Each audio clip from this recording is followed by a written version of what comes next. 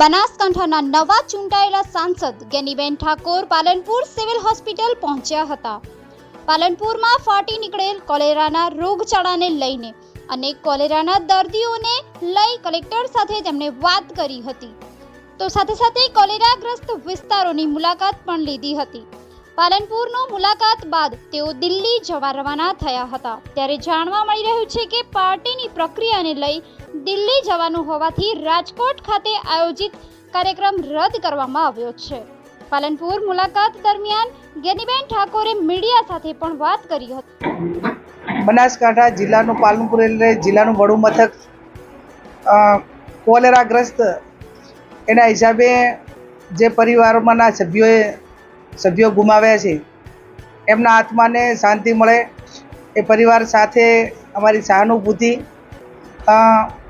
કયા કારણોસરથી મૃત્યુ થયા એ તો મેડિકલ રિપોર્ટ રીતે આવ્યો, પણ જે વહીવટીતંત્ર અને પીવાના પાણીના કારણે જ્યારે આવડી મોટી જે તકલીફ થઈ અને પરિવારના સભ્યો જેને ગુમાવવા પડ્યા છે એ ક્યાંક ને ક્યાંક એ ખામીઓને નજરઅંદાજ ન થાય, જે કલેક્ટરશ્રીને પણ વાત કરી છે અને એની પાછળ જે જવાબદારો હોય એ જવાબદારો પાછળ પગલાં લેવાય। સિવિલ હોસ્પિટલમાં જે એડમિટ છે એમને પૂરેપૂરી સારવાર મળે, એમની મુલાકાત પણ હું લેવાની છું। પણ આ દુઃખદ જે ઘટના છે એ ઘટનાના સમયે કોંગ્રેસ પાર્ટી અમે બધા જ એ તમામ પરિવારો સાથે છીએ અને એમના સુખ દુઃખમાં ભાગીદાર છીએ।